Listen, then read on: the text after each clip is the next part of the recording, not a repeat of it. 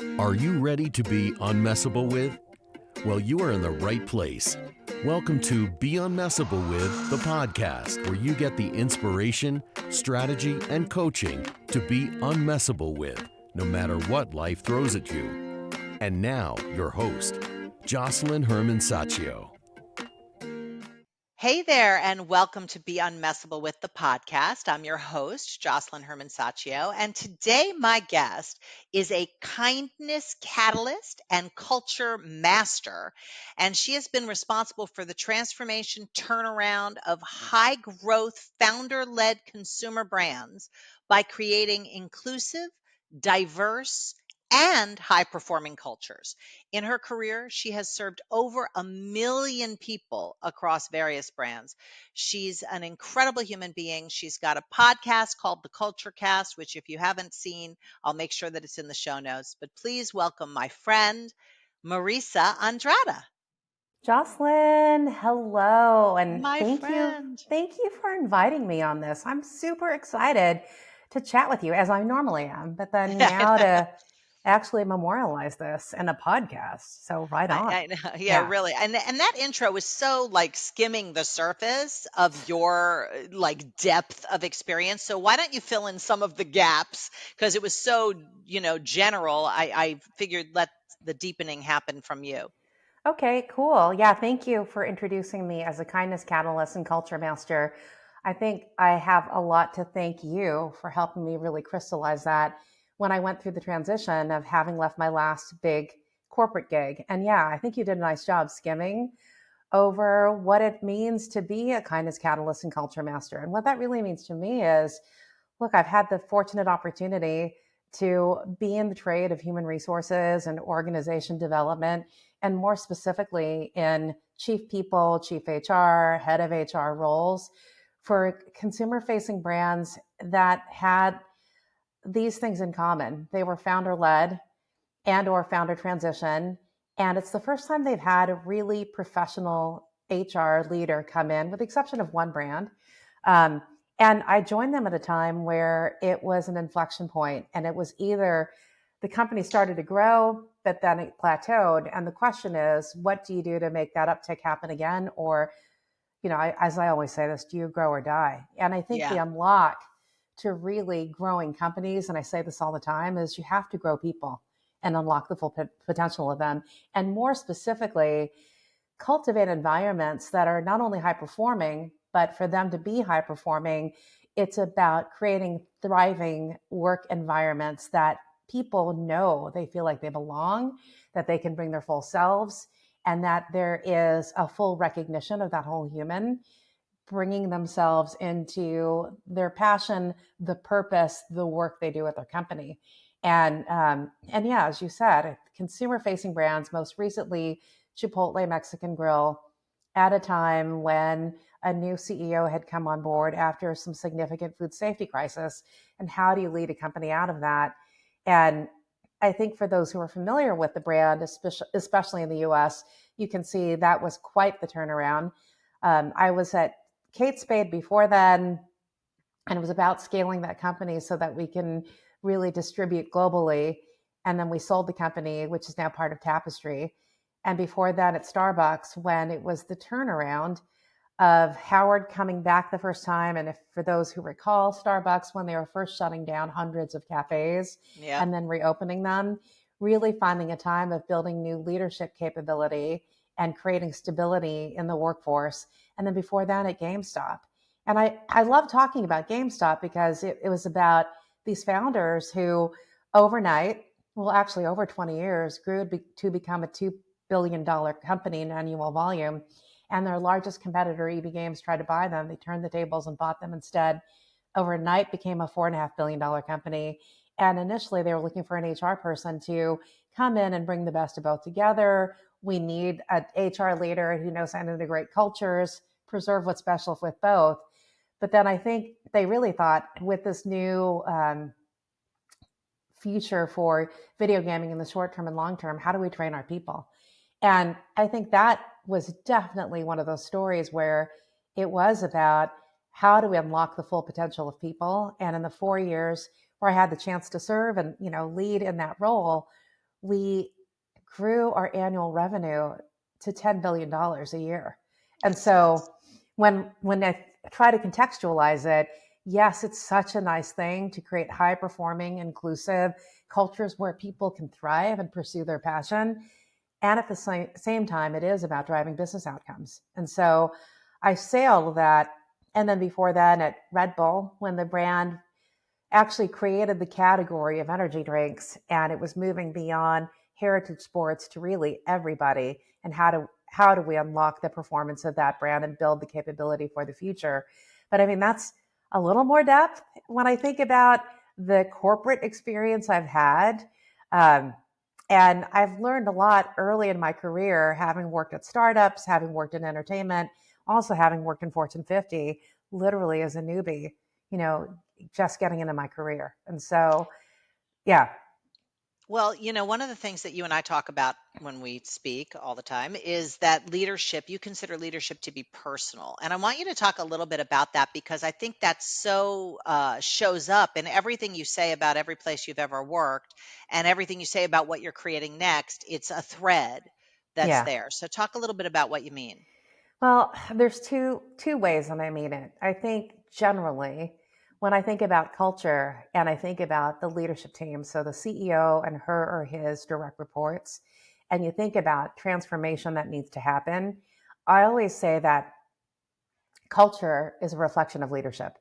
So it's about how we lead, our values, how we treat each other and work together. That emanates throughout the culture. But then when I think about, for me personally, yeah, I know I've said this to you, and I say this to a lot of people, especially since 2020, many companies have had this lens of diversity and inclusion. I'm going to cough again. I No apologize. problem. No, don't be silly. They've had this lens of diversity and inclusion.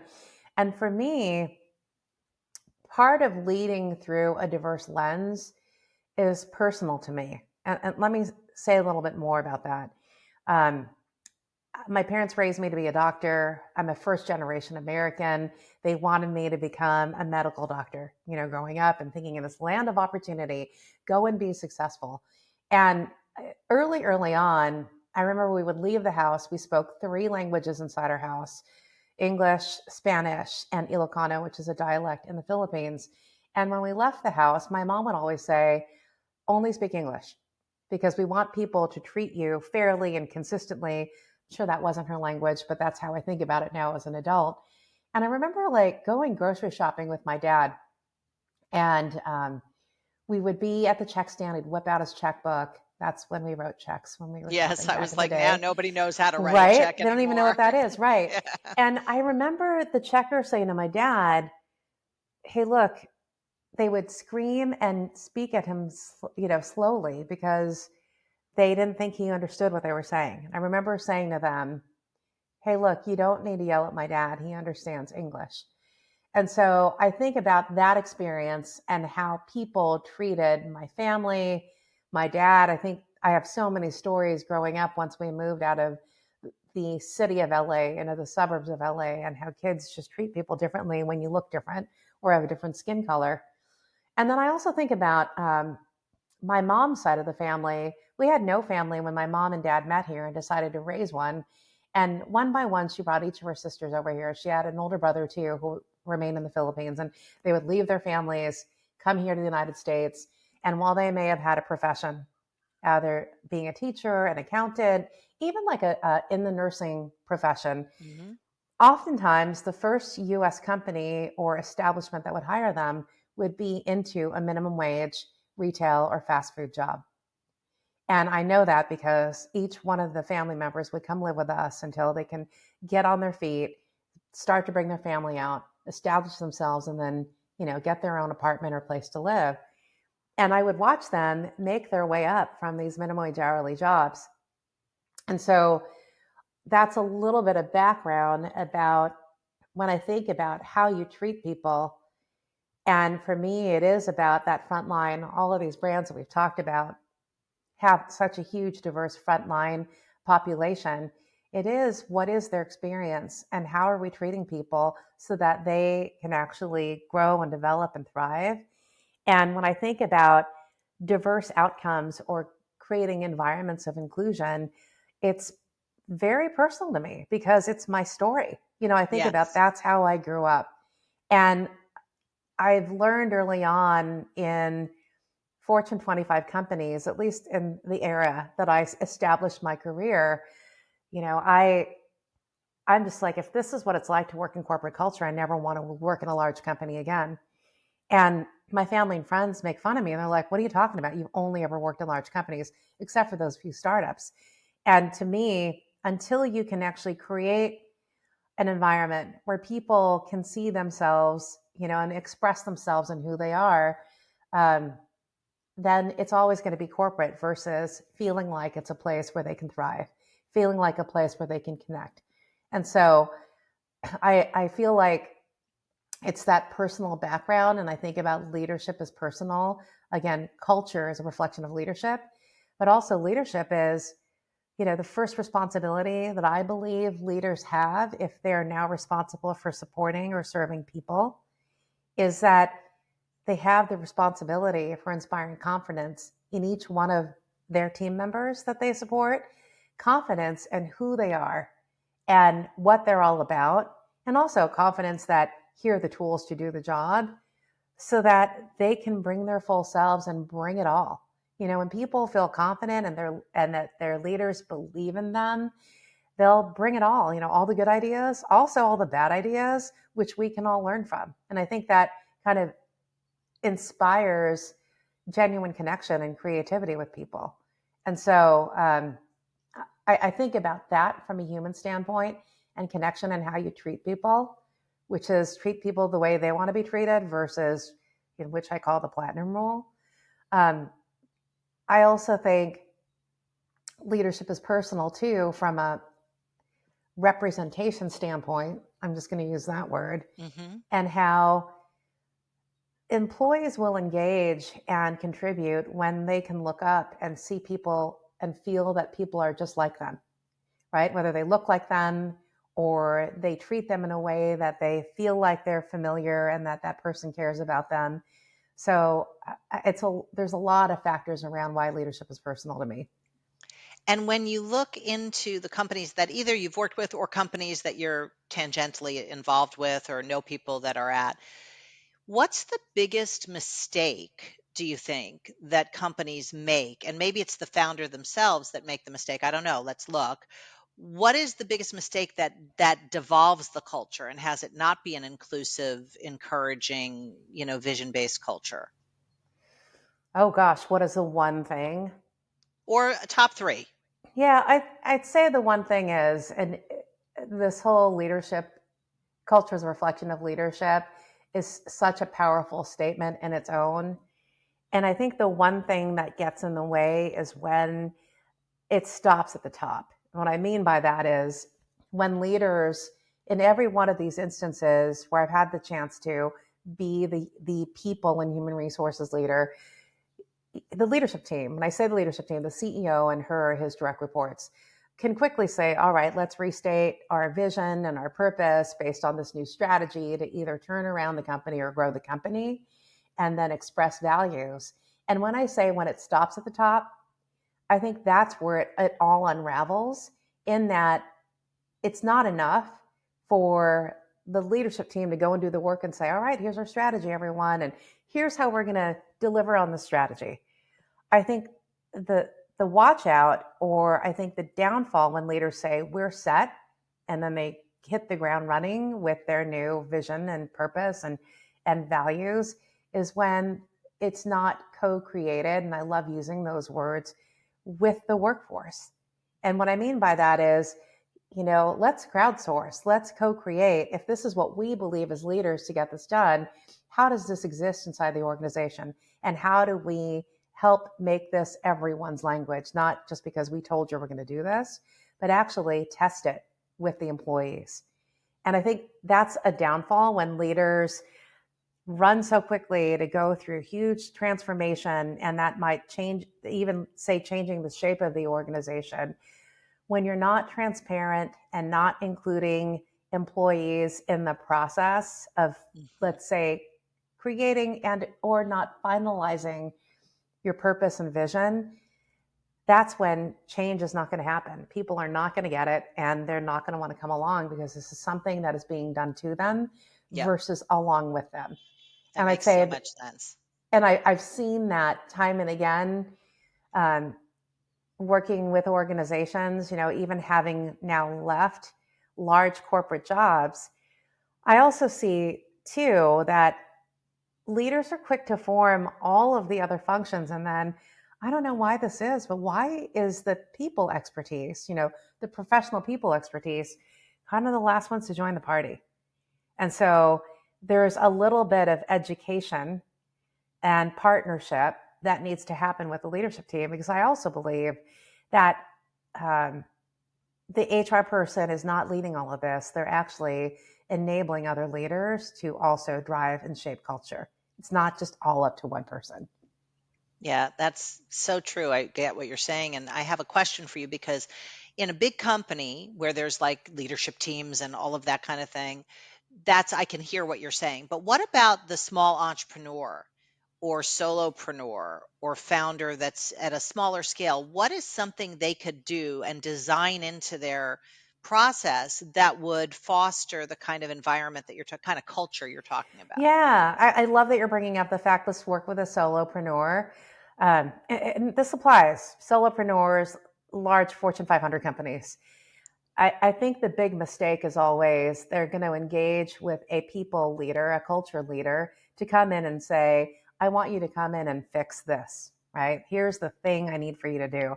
I need for you to help me design a new organization and what that looks like based on, the strategy. Um, and it could be a solopreneur getting ready to kick her or his business up and like really grow it. And to engage with a people leader, I think often the downfall is not getting clarity on what is the problem to solve. Mm, I'm gonna kick it really basic. I think about when I've gone in, whether it's large companies or working with a solopreneur, really understanding their strategy. What is it that they're trying to accomplish, and what outcomes are they trying to drive specifically in the near term, right? In the next year or 2 years, what is it that you're trying to do? And then partnering with that leader, and I'll stick with the solopreneur, to get clear on what problem we're trying to solve. Because often they'll engage and say, oh my gosh, I want you to come work with us. You've got this great experience, and I need for you to do X, Y, and Z, right? What is the training program? What does the organization look like? What other processes and policies do we need to have? And it's kind of this general all over the place versus, all right, specifically based on the outcomes you're trying to drive from your strategy, what is the people problem we're trying to solve? mm. And really, I'd say pace and sequence that work. And if you get really clear on the problem, and this is kind of the math nerd coming into me, understand all the variables to then form the problem set. And then from there, and I'm sounding like a little bit like a nerd, but it does translate to people. And I think that's, I'll come back to that because whether it's a large company or a solopreneur, they're so quick to tell me, Marissa, come in and build the solution. And to me, it's all about let's understand the why behind it Yeah. and why that is holding you back from accomplishing these outcomes that you're trying to drive. So hopefully that makes sense. I That I think it think does. that, Yeah. yeah, that It's is like a the downfall. why, or if you look at the conversations you and I have, it's like, well, what's the vision? Then we'll deal with the vehicle. So it's kind of like, what's the vision, and then what's Right, messing with you in right. fulfilling on that vision? What's the problem? The people problem. I like how you said that. That's a new term I'll now use. Yeah, And then you can build a solution. Otherwise, it's kind of like throwing spaghetti against the wall. that's right. Yeah. And an exercise that I used with my team, one of my teams, I think it was at Starbucks. Um, and I don't think this resonates today because that was like 10, 12 years ago now. You know, especially in large corporations, in solving people problems, people kind of rush into creating these huge PowerPoint decks or these Canva decks, right? And creating all these presentations like, here are all the things we're trying to do. And I remember the problem we were trying to solve ultimately was, how do you really just drive stability? How do you increase retention at a Mm, certain level in the organization? And I remember my team, I was coming in for a quarterly talent review. And I said to the team, all right, I just want to answer these questions. How, what is the strategy for the business unit that you're serving? And what's your HR plan for the year? Kind of left it like that. And then they all sent me their pre-reads, 20, 50-page decks. They were huge. And I think we were trained to do that early on. And I remember showing up at the kickoff and I said, I've read all of your pre-reads and now I'm going to throw a wrench into this. And this is life. And they're like, oh no. And I said, imagine that it was the president of this division and me coming in for the presentation. But all of a sudden now, instead of having an hour to have a discussion with you, we now only have 10 minutes. So much for the 50 Right. page deck. And so in those 10 minutes, based on, again, the strategy or the specific operational plan that this business unit that you are partnering with is trying to deliver, what is the biggest people problem you're trying to solve? And what are you going to do about it this year? You all know the answers. You've created these 50-page decks. Now you have the opportunity to just pitch an elevator speech, right? Elevator pitch to the president to say, here's what I see, here's what we're doing, and here's why. And they freaked out a little bit. I'm like, how much time do you all need? Do you need an hour? Do you need half a day before I come back and hear these 10-minute pitches? Because can you imagine hour by hour going through each presentation? No, I cannot. No. That would be torture.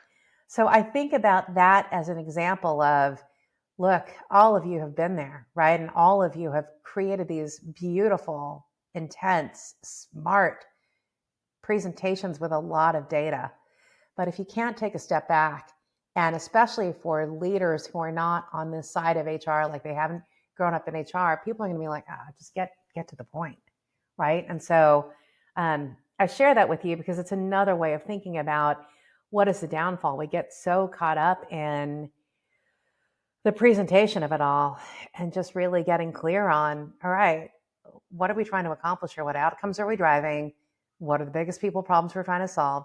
And here's the 1, 2, or 3 things that we're going to get laser focused on in this time period, which is likely, 30, 60, 90, even 365 days.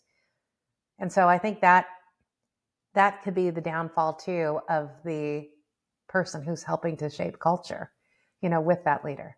And so I think it's just good. It's good practice to do that. And I remember these were like VPs and directors and one now who's now a CHRO at a pretty well-known brand. I remember we were driving back to the airport and she hopped in our rental car and her first name's Jen. And Jen's like, today was really wild because that's the most development I've ever on the spot have ever gotten. And that has just brought such clarity on how I move forward with the business leaders that I work with. Now of course she's a CHRO today in a very well-known brand, right on. Well, you said a word, development, which is something that I bump up against with a lot of my, CEOs and founders. They combine training and development as if it's the same thing. And then they end up not having power with either one because they are very different. So talk a little bit about what you see development is as distinct from training. Yeah, I think, training's super easy. I think training is, hey, there's a new set of policies or practices or procedures, or there's a new thing we're introducing into the company, a tool that now we need for you to use, or now the product is evolving or the service is evolving.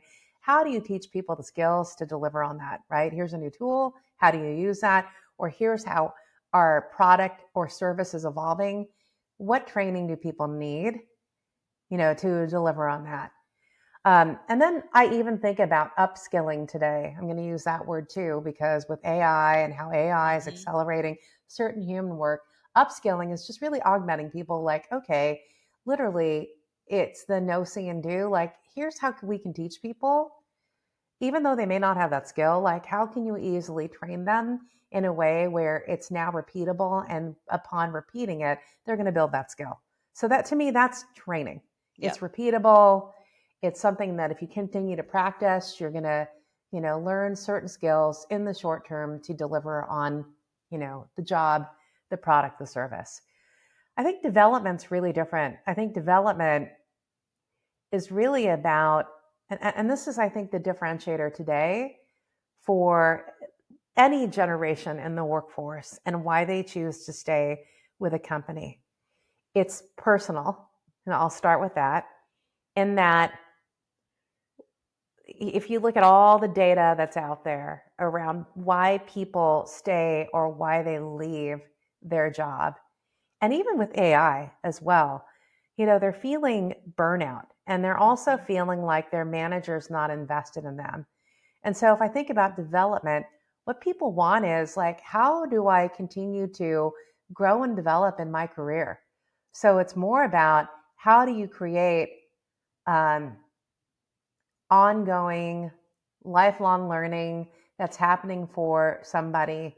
And it's also a match to kind of a vision where they see themselves. They may be in a certain role today, but they may have an aspiration for, and I want to be able to do a different job or grow in my role. What development do I need to have? And I think that's not like a straight up, here's training you need to do. Exactly. It's about what experiences do I need to involve this person in? What people do I need to connect them with so that they can learn with others and get different perspectives? How do you create those environments where it broadens their perspective by being involved in a project that they wouldn't normally be involved in their day-to-day job? So it's really stretching people. And I think when I say it's personal, I think it's personal when a leader sits down, and I love this question, and I love it when I hear other leaders say this. I think as a course of practice as leaders, when you have team members that you support, employees who you lead, have these ongoing one-on-ones with them. And it's not so much about, here's a thing I need for you to do, and here's the objectives for you to accomplish in this next period of time, let's say quarterly. I think development's also about, and what is it that you're dreaming about that you hope to be someday? And what role can I play in that today to move you towards that goal, which is very different from training. Yeah. And so there's that other layer of development where I think about it's personal. And I think leaders, when they, again, inspire confidence in the human being that they lead and support, and that they fully see them and hear them, I think that's a key component to development, that as leaders, we actually ask the question and we listen, and we look for ways to connect experiences, people, etc., to help them develop towards this vision that they have for themselves. Beautiful. I love it. I love it completely. And given this show is called Be Unmessable With, I always ask, give us a situation in your life, Marissa, that was so difficult, challenging. Maybe it was circumstantial. Maybe it was something, that you were dealing with emotionally, personally, in a relationship, in a situation where you could have easily gone down for the count, but you didn't. And you transcended it and emerged what I call unmessable with. Oh my goodness. There's so many times where I think dealing with challenges, whether it's personal, well, I think let's just talk about personal, since I Yeah. always think leadership is personal. I I think about a time in my career, oh my gosh, now I need to think about, because I want to be thoughtful too about how I answer this question, where I still emerged unmessable. Yeah, you didn't get taken out by it. It could have taken you out. It could have taken you out of the game, so to speak, or it could have sent you down a road, but it didn't. Yeah. You were able to somehow transcend it. Well, I think about, I'll talk about the early days of GameStop when I joined, and that was a pivotal time for me. That was my first public company chief HR role, reporting to the CEO. And And I had also moved. So I moved from Southern California to Texas, and it was in GameStop in Grapevine. And it was just a culture shock, which I knew. I mean, I knew to, and being a female, I'll just say very different from the rest of the leadership team, right? It was very homogeneous is what I'll say. And I think personally too, it was a tough call for me to actually go and do this because my dad had just gone through 12 months of colon and rectal cancer, like colorectal cancer. Mm-hmm. And he'd gone through, the radiation, and then he had the surgery and was going through his follow-up after that. And then I had this job opportunity, and he was like, go and get that opportunity, go and be that doctor I want you to be, although he didn't know what human resources was. And so I had a lot of that going on in the background, and I shared it quickly with the CEO and the president. I worked closely with both of them and said, I definitely want to come and help you grow this company. Here's something personal that's going on with me, which I believe I can manage.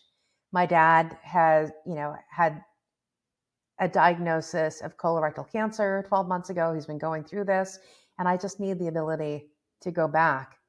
And to me, in my head, because it was a field-based job, we had stores all over, to go back and check in on him every 4 to 6 weeks. And I think just declaring that personal situation to my leaders to let them know that, I think made it okay for me to then go and start this job. I'd also let my direct reports in, like my team, know what was going on with me. So I think there's that personal side of it.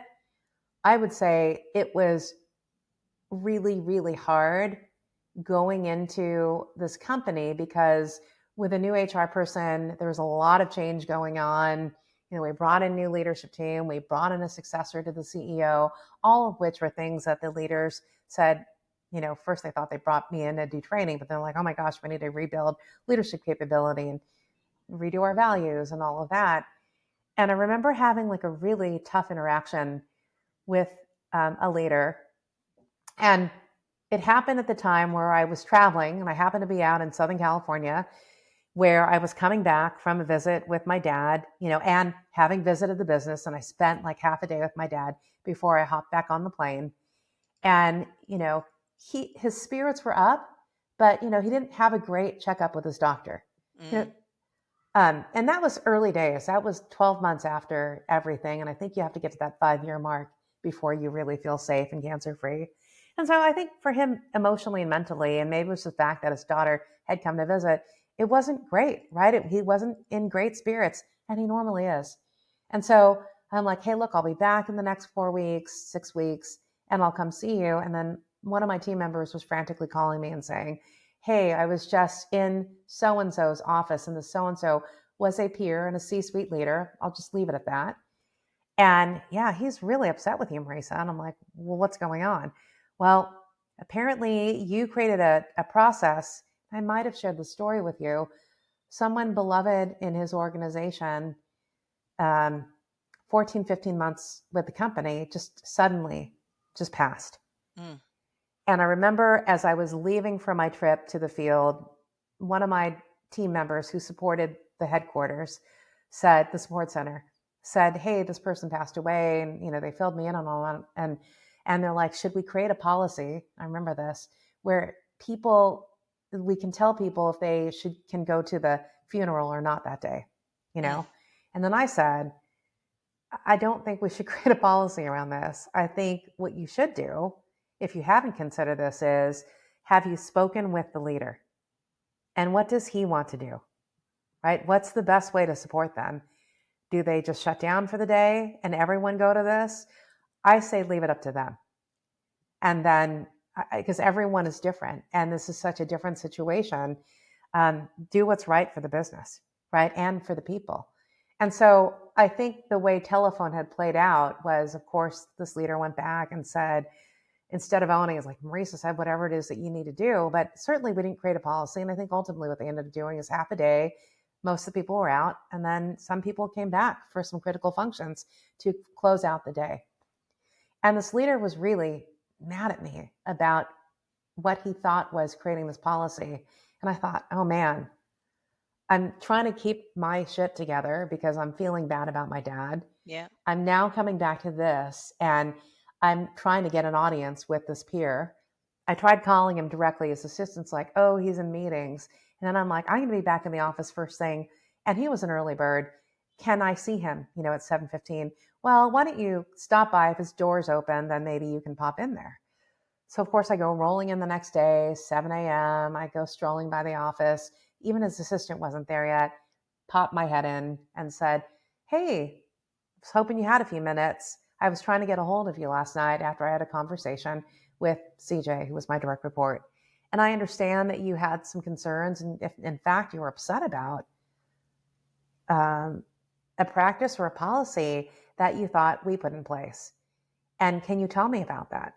Right? And he's like, well, I don't know what you're talking about. And I said, well, so-and-so passed away. And more specifically, it was about this policy that you thought that human resources told people who can go and who can't go to the funeral.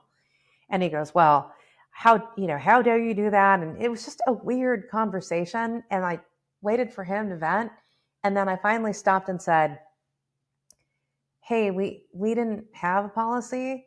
We ended up just leaving it up to the supervisor of the function to decide what was best for his function. Oh, I didn't know that. And I said, is there anything else that I need to be thinking about that you're concerned about with me? Well, you put this into this project. I told you we didn't want to do that. And I know that his team member actually came up with an idea and put that idea in the project. And I said, well, I was in the room too when so-and-so came up with this idea, and I was very supportive of it, but said, come talk to your manager. Oh, no, well, that wasn't clear to me. And then he just kind of went around and said, you have the CEO and the COO wrapped around your little finger, and you're telling everyone about it in the workplace. And I looked at him and said, first of all, no one has them wrapped around their little finger. Like that's not who they are. And secondly, I know I'm certainly not going around and telling people that. So what can we talk about? Like, what's going on with us? And I think being brave enough to just go in and have that personal conversation with him and calling that out, I think was really important. To be candid with you, instead of having that conversation, it was just kind of one of those moments. Well, I must have misunderstood everything. And no, I guess that's not the case, right? And then we never really talked about it again. Eventually, as we were kind of resetting the organization, we ended up hiring a new C-suite leader kind of to replace that person. And I just don't know if it was just him acting out of his own insecurity, with not me personally, but the role that I represented as a new HR leader coming into the organization. But I think that was really, really hard. And I think on top of that, and I remember this, we also did our first kind of 360 feedback with the CEO and his leadership team. I was a part of it. And it was interesting, open-ended feedback that I got that was highly personal. So being a female amongst men and looking at this open-ended feedback, having had that situation happen while we were doing 360 feedback, like gathering that information. And I got like this weird feedback that the theme was from 2 or 3 people. Well, it was very specific. Like I wore an odd outfit at the district manager conference. And I remember what I was wearing. It was this red silk dress that came down to my knees, a black sweater and like a belt over my black sweater and heels. And how they thought that was unprofessional, in that all the guys were wearing either jeans or khakis and their navy jackets. And so to get feedback that I think is hugely personal, right? And I think the way I handled that was, I think I know who this is coming from, but it's not even about that. I don't care who said it. But if that's a concern, I think I need to talk to my leader about, is this a concern? And I remember going back into the CEO's office and saying, hey, here's the feedback that I got. I think it was up to you as a leader to share the information. And I'm worried that now people are making calls on what I'm wearing. Are you concerned about that at all? And he's just like, not at all, Marissa. And so I remember like easily between that happening with that one peer Mm-hmm. leader and then getting this 360 feedback, you know, on the side, and I would never do this in the office, but yeah, I went home downtrodden and upset and like thinking, did I make a big mistake coming to this company when this is kind of the lack of support that I'm getting from certain peers? And I think the most direct way and efficient way to deal with it is go directly to your leader and just bring it up and have the conversation. And I And, think that's the between, yeah, big thing I'm hearing from what you're saying. Sorry, go ahead. yeah. So I'm just saying, like, between the hugely personal stuff, which was my dad, and then getting this on top of it, and then getting more of that very personal feedback on what I was wearing, which is wild. Um, yeah, I think it is about like believing in yourself and also having the humility to actually go into your leader and say, actually help me hold this mirror up against myself. How are people experiencing me? If that really is the case, then I need to learn from it. And that's hard to do. That's what I hear. I hear the courage to Yeah. question and the courage to communicate directly, which so many people do not have. They go to someone else or they try, they gossip and gossip will kill an organization in 10 minutes. So the fact that you had the courage to go into that leader's room or into your leader's office and ask, is this what's happening? What is happening? Let's get it cleared up, but not having to do it, complicated. It's just straight. That's right. Yeah. And I think too, and we've talked about this, it's just having just real clarity about who you are and what you stand for. And it's like, that's not who I am. And so if that's what people are experiencing, then I need to go and correct that, That's right. And you And have so access to correcting it. So it's not that's being a right. victim of it. Like, oh my God, what am I going to do? This is how they think of me. No, no, no. It's like, okay, what do I need to be responsible for? What do I need to alter? Or what do I need to deal with? That's right. That's right. That is definitely what I would call being unmessable with, and relying upon that courage and that standing for who you are. First, you got to know who you are, That's which right. a lot of people are a little bit fuzzy about. So that's, clarifying your vision and who you are and your principles, your values, so that you can stand firmly in them, not rigidly, but firmly, like solidly. Yeah. And I think, this kind of goes full circle back to the first question you asked about leadership is personal. In that instance, I did reach out to a mentor, and he was the CEO of the last company I had been in, which was at Red Bull. And he was great. Like when I Mm, decided to go take this role, and to put it into context, Red Bull was a privately owned company. The US was part of a global organization that was privately held in Salzburg, Austria. And he's just like, I get why you're going to go to this role. Go and do it. Like, it's a huge role, right? And I remember I called him, and he knew what was going on with my dad. He also, it kind of painted this whole picture with that peer with mine. And I told him about the 360 feedback. And I'm like, what the hell, right? Like, what is going on? And he's just like, here's the deal, Marissa. You are more than qualified to be the chief HR officer of that organization. Hands down, I have worked with so many HR leaders, and he's like, you have all of the qualifications, the experience to do that job.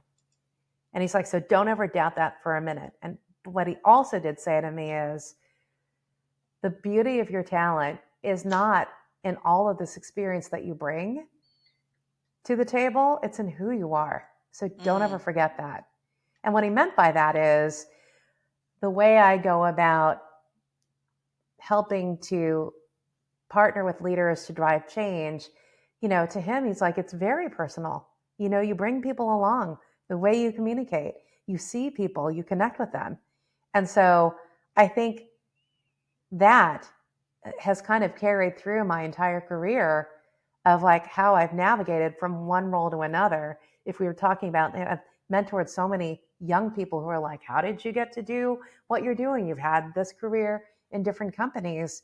And I always bring it back to that. It's kind of like, don't forget who you are and where you came from, and get really clear about that. And know that that's everyone's stories too. And how do you help them unlock that? You I know? love that. I love that. It's like it's who you are and where you came from, but then it's connecting with the people to find out who they are and where they're going. Yes, it is. And it's honoring who they are and Yeah. why they are, right? And then it's connecting it to that dreaming where they want to go. Yeah. And so, anyway, it's personal. And you know, when Dan said that to me, he's just like, when you're in that groove and you're in that space, he's like, you're unstoppable. And in your terms, unmessable. So he's like, so don't forget that. So I think that's really important. The Yeah. beauty of your talent is not in, you know, what you do and all this experience you bring to the table, because people can be super smart, but it's in who you are. And like, don't, and I think that's inclusion, that's diversity in action, right? Just recognizing that in And it's everybody. also unique. It's also unique to each person. That's why I love it. It does tie back to leadership as personal because it is personal. It's not cookie cutter, you That's know? right. That's right. Yeah, I love it. Well, tell us a little bit about what you're working on next or what are you creating right now that we can let people know about? Well, yeah. So I started off as an advisor to these two wonderful founders, Clinton Missamore and Joe Petrillo. And they started, you know, they were really curious about loneliness epidemic, coming out of COVID, and also are passionate about pets. And they created this company called Woof World, which is an acronym WF, like woof woof, dog woof woof, but with you forever. And if you think about the lessons learned from our pets, whether they're here with us today or the memories that they leave with us forever, you know, what do we learn from pets? We learn unconditional love. We learn compassion. We learn companionship. We learn patience. So all of these things, when you think about if you have ever had a pet in your life, and how do you connect people to that? And they started this whole company called Saturday Dog Club. And then when I met them, about a year and a half ago, they said, how do we actually now create community inside of organizations? I'm like, oh, you're talking about culture, right? Like corporate cultures. And how do you actually connect humankind through our pets? And how does that tie to culture? So hence they started this company called Best Pet Workplaces. And how do you recognize cultures that are pet conscious, meaning when leaders care about what their employees care about? And if you think about the statistic that there are more pets in US households today than there are children under the age of 18, pets are an extension of family.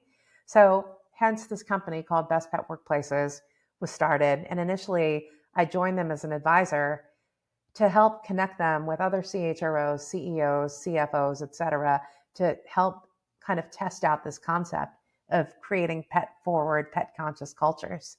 And then fast forward at the start of this year, after having gotten to know them personally, they're just like, yeah, we've just got high vibes and high energy working with you. And they were getting ready to hire a COO. And you know this because I was chatting with you about it. And I'm like, hey, I can help you scale, but I don't want to be a COO. I can help you transform this company. And it is taking on the role of chief transformation officer with them and continuing to grow and scale what it means to be a best park workplace. How do we bring this and create communities of people who also see this inside their companies? And then ultimately, you know, you can certify companies with best pet workplaces, all the programming around that. And so it's fascinating because the whole pet space right now, there's such a huge business in it, but no one's at the intersection of corporate culture Mm. and pets. And so I think that's what's really exciting for me because, as you know, because you know me, my husband and I travel with our 60-pound Siberian Husky all over the place, Yeah. Akira, you know, and I have two cats at home and, you know, they're part of my life. They're an extension of our family. And for us, we got Akira when Brianna went off to college. And so, you know, you think about this whole empty nester, but I think about pets as part of family, especially the newer generations. I think about COVID when people were at home alone and then they went and got pets. So this whole best pet workplaces work and creating culture and of well-being, cultures of well-being by connecting humanity through our pets, I think is a really big one. And so I'm excited about that. And I think by the time you share our conversation, what we've been doing is we've been creating these summits, these events where by September and October, we'll come to Nashville and work with one of our partners, which is Mars Pet Care, based in Franklin, outside of Nashville.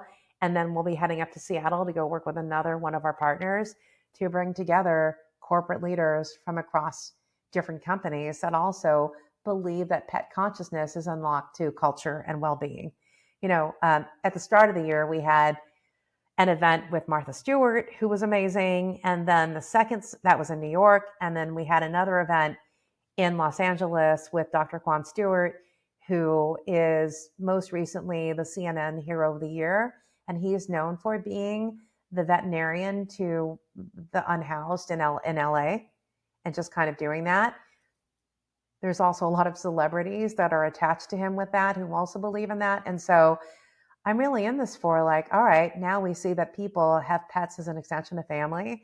So let's celebrate that, and create higher productive, inclusive work environments and cultures where we celebrate that. And that's also another expression of personality and people, in the workplace. Yeah, it definitely connects to the personal because people do take their pets very personally. Oh, I was at that absolutely. event with you in Yes. in January. I never saw so many people with pets at like a business meeting in a hotel. It was hysterical. And it was Yeah. so charming. People were just they're different around their pets than they are in their persona. It's like they become more themselves. So it I fosters. totally agree. I mean, you're hitting the the nail on the head, right?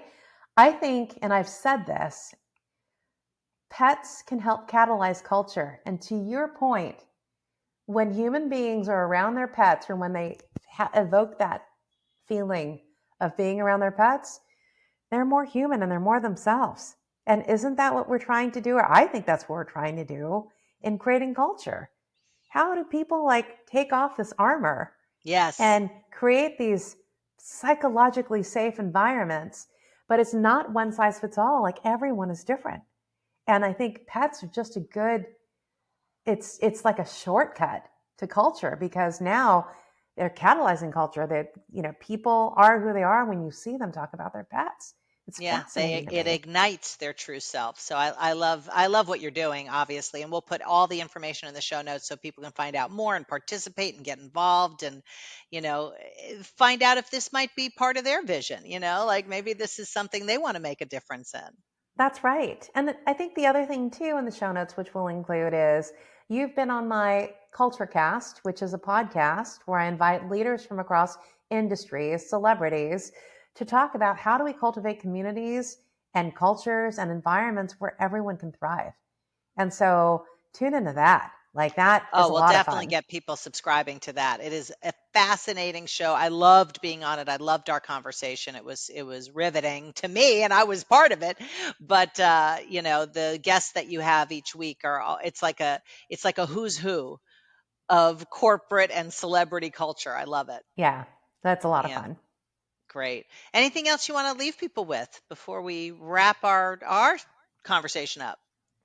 Oh my gosh. I think we've talked about all the key messages. It's all come full circle. I think, as I love to quote Dan Ginsburg all the time, the beauty of your talent is who you are. It's personal. And get really clear. And I know you've been through this work with me, but I think about if you have not yet had the chance to get clarity, not only around who you are and what you stand for, but like what is your calling and what is it that you want it in life and to accomplish that, like get really clear on that. So I think that becomes a compass for unlocking just greatness around you. Like I think that's really important. And sometimes we look for that in other people, and the answer is all in looking deep within. So I think that's really important. Beautiful. Perfect thing to leave people with. And I thank you so much for taking the time to be on the show. And maybe we'll have you back when your book is ready. I think that could Right? be the next Yes, conversation for sure. absolutely. But for all of you listening or watching, depending on how you get your podcast, if you learned something, if something resonated with you in this episode, please rate and review the episode. And most of all, share it. Share it with people in your life who you think would get value out of this conversation, who I can think of many people in my life who will. So I'll be sharing it. But please take the opportunity to share. And we will see you on the next episode of Be Unmessable With, the podcast. Ciao. Thank you again for joining us in this episode of Be Unmessable with the podcast. And every time you join us, I want to make sure that you leave with real value. And I want to offer you a free workshop with my colleague, Liana Nielsen, who's a certified nutritionist. And we did a workshop on how to be unmessable with your well-being. So if you ever deal with being messable with your well-being, which most people do, sometimes that's the first thing to go in terms of your practices and your disciplines. This is an opportunity for you to get recharged and rejuvenated and revivified in the world of well-being. So click below and get instant access to this free workshop.